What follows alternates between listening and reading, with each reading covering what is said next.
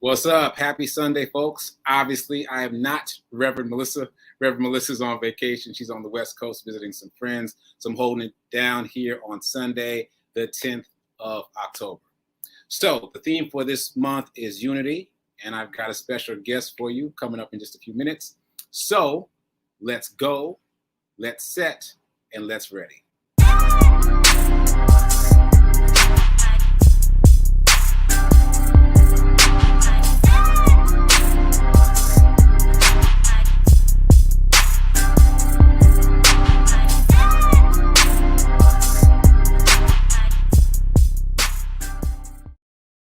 Yep, I'm running all the intros today. All right, so my guest and I met at Essence Fashion House during Fashion Week, New York Fashion Week. And I don't think he knows this, but he was the only person to buy from me, aside from somebody who was on staff at the event. So he stood out to me for that reason. And then he stood out again because he interviewed me later. And typically, as a journalist myself, I know that when we interview people, we don't often buy the thing. We often try to get the thing for free in exchange for the interview. So that made an impression on me as well. And then when he interviewed me for his podcast, something he said really stood out to me. So I'm hoping we get a chance to talk about that today. So I wanted to have him on this show when I got the opportunity. And so I'm going to introduce you to a man who describes himself as a motivational warrior. Let's hear for Mr. Judah Bernard.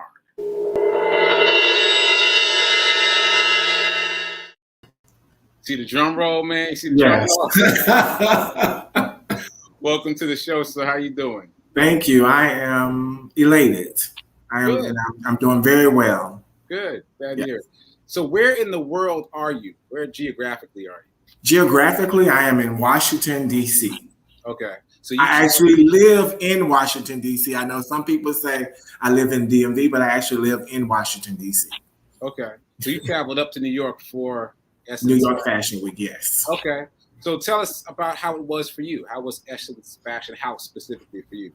Essence Fashion House gave a new brand as far as on New York Fashion Week, being that this is their second year doing it. So I really enjoyed the atmosphere in which they encompassed for the Black and Brown community, not only just being Essence Fashion House. I think they went above and beyond, and I'm just really looking forward to the third year too as well. I always remember 3 times is a charm. Yeah, right. I wasn't even aware of it the first year, so I'm glad that I got to be a part of it the second year as one of the designers. One of 11, folks. One of 11 designers. Very proud of that. So tell us, what does a motivational warrior mean? What's a motivational warrior do? Tell us. Anybody that knows a warrior, number one, a warrior is someone that's going to stand in the gap when everybody else is just sleeping, everybody else is resting, everybody else is minding their business and don't have the capacity to take on more people. So I'm that warrior, and motivational in my piece is people call me for motivation. So I, as coining myself as the motivational warrior, whenever I answer the phone, because the thing is, when you're a warrior, that means you go on the front line every day. You don't have time to rest. You're the warrior. You're the one that keeps everybody to the point where they need to keep moving forward, pressing them to be better. So that's what warriors do. And I think people use the word warrior in intertwining, but my warrior is meaning that I'm standing in that gap when no one else will. I'm glad you started and ended on that. That is something that Reverend Melissa says all the time. So the synchronicity is perfect. She always talks about standing in the gap and standing in the gap for people through prayer and through her belief. Yes. And believing something greater for them than they believe for themselves. Yes, always. I tell people before they know it, you're great. Right. Now, don't tell everybody that, because everybody can be great. But then again, if it's not there at that particular time, I just can't say it. Yeah, you got to reach for it. You don't get it automatically. No, you don't get it automatically. Yeah, it's simple, but it ain't easy. You got to work for it. Exactly. Everybody can be great, but then again, some people have already possessed that greatness and don't know it. So let me repurpose what I said to make sure that everyone understands. You can be great, but then again, some people have achieved it and don't have the necessary knowledge they've already achieved it. Right. Greatness is in all of us. Yes. It's up to us and find it and unleash it. Yes. Amen. Yes. Amen. And great for you for standing in the gap. And shout out to Reverend Melissa for standing in the gap also, because that's what she loves to do. So tell us about the name, The Rise Creating Your Voice, how that come about, and what is it exactly for the people that don't know? The Rise Creating Your Voice is basically a platform. And it's a multi-level of platforms where we provide many forms of communication and also education about many various subjects that we talked about breast cancer, we talked about domestic violence, we talked about scar victims. Everyone has a platform on this.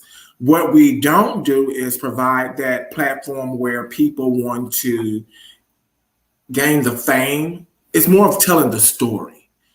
Being able to tell your testimony or your story or your tagline to be able to, for people that can't get on an original show or still holding on to that story, gives a broader perspective of coming on to the Rise Creating Your Voice and creating your voice, because most people hide their voices and hide those scars, hide those traumas. And it don't necessarily have to be a trauma. It could be any testimony about being great.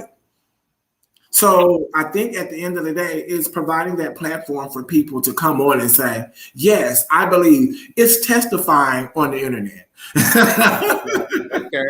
And is it a podcast? It is a podcast. Okay, so it's available on all the podcasting platforms? Yes. I'm actually on Podbean. I'm on Facebook just picked me up, and now I dropped my things into Facebook. So thank God for that. I was like, come on, Facebook. Not saying I'm trying to put anything out there, but now I can put so I do it in video and audio because I know some people just like to listen to the audio, but I'm a very,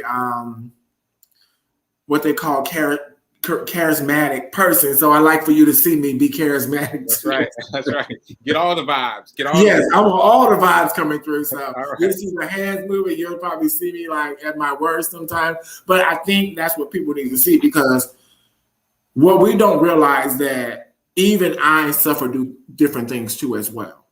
And you will see that in the voice changes and things like that too as well. But then again, is I'm still able to produce and show you who I really am. I'm not hiding behind a producer. I'm not hiding behind a script. I'm giving you raw material and things just up front. Most of the people that I interview, it's not a script. I'm giving you questions, let's go. Some people are uncomfortable with that. Those that are uncomfortable, I provide a script or some things that I might ask them. But other than that, I like raw and unadulterated, and just be ready, because the thing is, I think vulnerability needs to be key in the society we live in right now. Yeah. Yeah. So you're letting it flow through you. That's amazing. Yes. And you use the word testimony several times. So that's a great segue. One of the regular questions for this show is, tell me about your Won't He Do It story. So I know you got a Won't He Do It. Let's get it. My Won't He Do It story is, I'm here today. Won't He Do It? August 2020, my manifestation for the Rise Creating Your Voice was a Won't He Do It, because basically that's something that I manifested in my little black book that I've had for years. And it's in here. And I did that about 3 years ago, and it was called The Rise. Even my logo, he had me write the name of the person on there. And that's in that book. And I don't have any relatives named Kelvin. And my logo person was named Kelvin.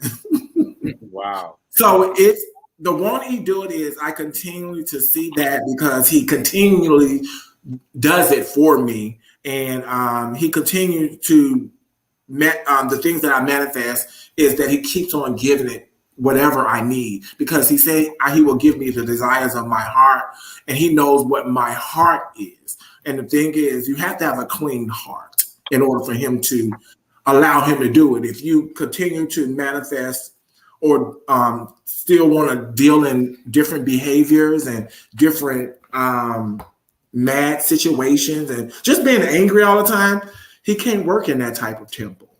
So my thing is, motivational warrior, being humble, and being a servant of God. And if anybody been on my Facebook, my first thing is God's humble servant. Many people want to call me a minister or a preacher and things like that. I think what we still have to understand that we all can minister, but then again, being God's humble servant is the number one thing because we're here only to serve Him. Right. What you're saying reminds me of a phrase that I heard from a pastor in Nashville. She called it moving in the rhythm of God's grace. And that's what you appear to be doing, moving in the rhythm of God's grace, letting it flow through you. Yes. Doing the work. So when you interviewed me, we touched on something that I wanted to ask you about again. So you said that you spent some period being unhoused. And so tell us about that and what brought you out of that and how you overcame it. I think me being unhoused was, at many times we get, what's the word I want to use? A little misbehaving, and our parents, for lack of words, would say, hey, if you can't abide by my rules, get out. And that's the period that I became unhoused. And the motivation for me getting out of being unhoused was I knew my worth. But then again, sometimes we go through trials and periods for learning experiences. Amen. And that trial period for me is, as being unhoused was, I know I had to keep doing my work and getting better for me because I still had to understand what that misbehaving actuality was and what was my accountability and my responsibility for me getting put out of the house. And I do hold accountability for that. But then again, I still have to understand that people have rules. But then again, I still look at it as everybody has accountability. So I've talked to the person that unhoused that brought me to that situation, and I really expressed how I felt. And then, at the end of the day, we still have to understand that we all learn and behave differently. And one thing that I told them is, number one, no matter how I act or how I misbehave, your job was to support and guide me. You got one job and one job only, and that's to support and guide me, regardless of how I did or what I did. But then again, we still have to look at my accountability because I could have done something right. But then again, it was other things that were going on with me too as well, in which everything is fine now because number one is I adapted to that unhoused situation. But then again, in my adaptation, I know I had to get out of it to make sure that I made a home for myself. And home is not always in a building.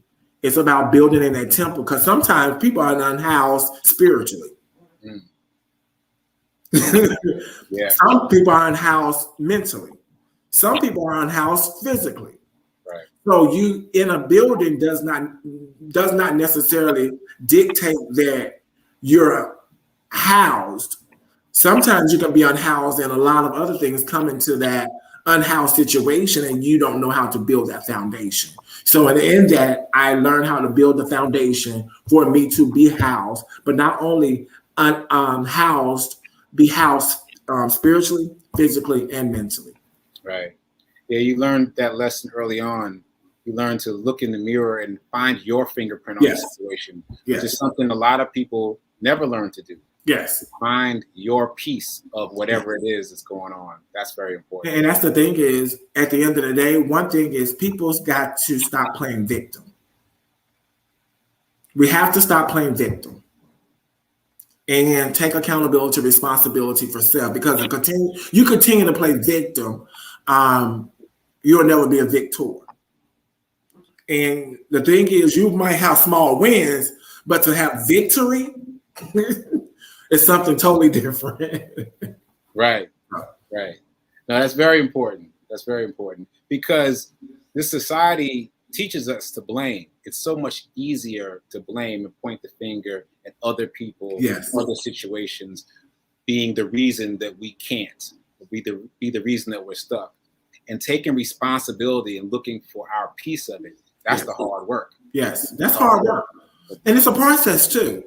Yeah. Because sometimes we don't realize just how much we take part in having accountability and responsibility for what happened. And when you're in a learned behavior process that keeps repeating itself in what I call a generational cycle, then sometimes you don't realize because it's so prevalent all the time. So it just becomes a habit or a learned behavior. Yeah, absolutely. And everything is basically a habit. Like it all boils down to habits. You got to convert your bad habits into good habits, and that's how you progress. Always. I feel like we could spend the whole show talking about this right here. So let me get to these joy questions. But before I do that, I work, as you know, with the unhoused, and I feel like they could be inspired by your journey. So anything you could share about how to move from unhoused to not being unhoused would be greatly appreciated.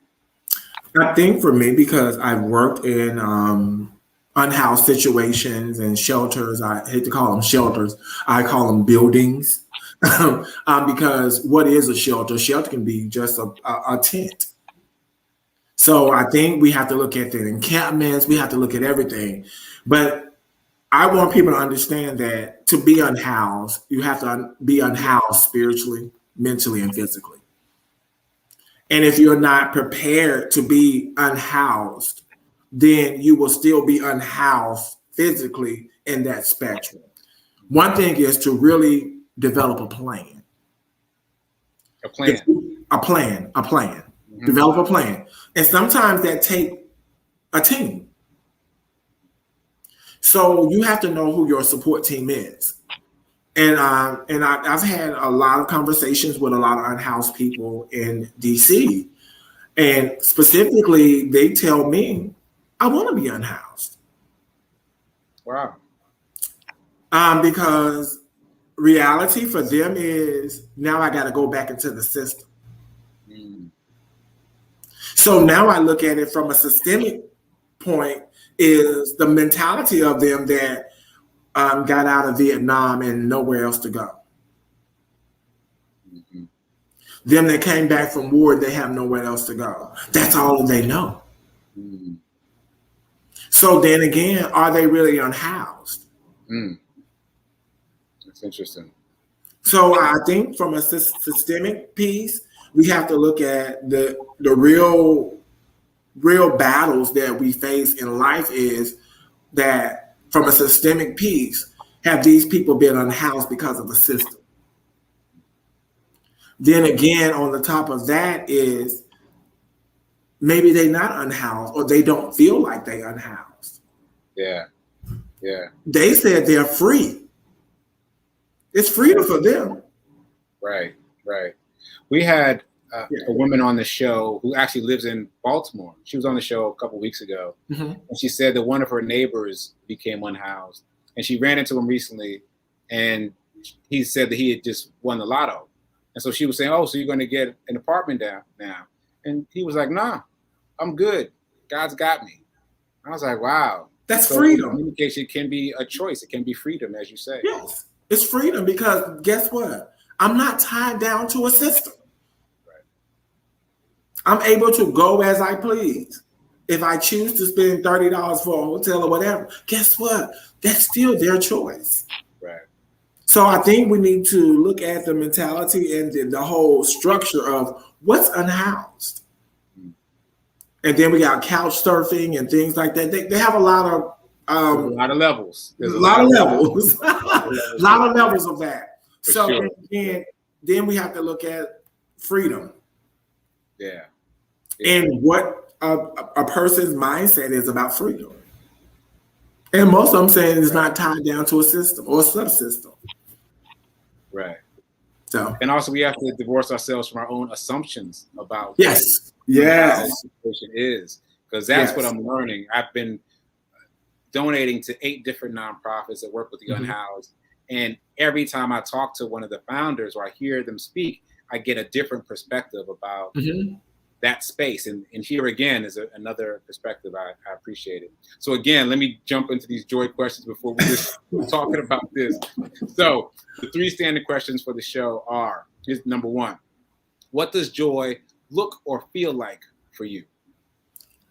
Joy looks like to me if you saw joy in a dictionary, you probably see the picture of me, because basically, I'm not only joy, I feel it, and the feeling that I have is peace, autonomy with myself. But then again, knowing that I'm doing the will of God, that's joy. And then the thing is, joy is centered. Joy is not all over the place. So joy is centered for me. Knowing that I have that joy, and it's just joy, knowing other joys can come, but it's being centered, that one joy. Yeah, that joy can beget other joys. Yes. All right. So Reverend Mel says that she is living life in joy. What do you say that you're living life in? I'm living life in peace. I have, God has allowed me, let me say that first and foremost, that he has allowed me to live in peace because I accepted and surrendered to his will. And that was a peace that I had to get. And it was a process because I had to remove old me. Right. So in that, I find myself just, I'm like free. It's freedom for me and free will because basically I'm able to access so much more since I surrendered and am doing his will. I feel that. Okay. And the last joy question, what is your joy song and why? My joy song is it's by Reverend Milton Bronson and the Thompson Community Singers. And I just had it. He cares for you. I always tear up from that because we have our family reunion almost every year. And I have the late Dr. Phoebe Slaughter Lanier. She used to sing and she had a very high soprano voice and she can hit all those notes. So when I hear that, because whatever we're going through, and I think people have to understand whatever, whoever, whatever, somebody ever, whatever you're going through, he cares for you. And if we continue to realize that and keep our minds stayed on him, knowing that whatever we're going through, that he's going to care for us. We're fine. So that's the joy that I get, that as long as I keep my mind stayed on him, he will keep me in perfect peace. And that's about my mind. Right. He said nothing else. He said your mind. So if your thought process is on him daily, you have perfect peace. Right. And is that the song you listen to every day to get you grounded, or is that? Oh yes, yes, yes. Daily. That's a daily affirmation. That's a daily affirmation, and just knowing that my scripture is in everything give thanks. This is the will of God concerning you. So even in my bad days, thank you.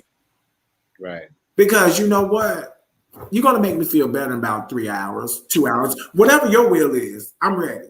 So you allow me to get up and let me know when I need to get ready to do what I need to do. Yeah. And also, this too shall pass. Yes, right? Yes. And I have a hat that says that. There you go. There you go. In sync. Exactly. Picking it all up. I am a walking billboard. I wear a lot of lettering shirts and lettering hats because I think people need to know that generally I don't want to speak to people. So most people read my shirts. One of my shirts says free hugs.